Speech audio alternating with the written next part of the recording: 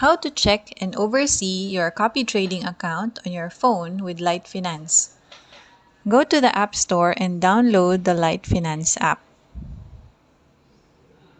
Then log in using your email and password. When you save your password, it will require you to create a PIN. The PIN is what you need to input each time you open your account on the Litefinance app on your phone. Once in, at the bottom, go to Portfolio, then click it. You will see your ongoing copy trades. To see your trading history, also at the bottom right, click More. Then click the arrow beside your account name. Select Trading History. You can scroll down to see your past trading performances. Forex copy trading can be an investment diversification apart from your bank savings.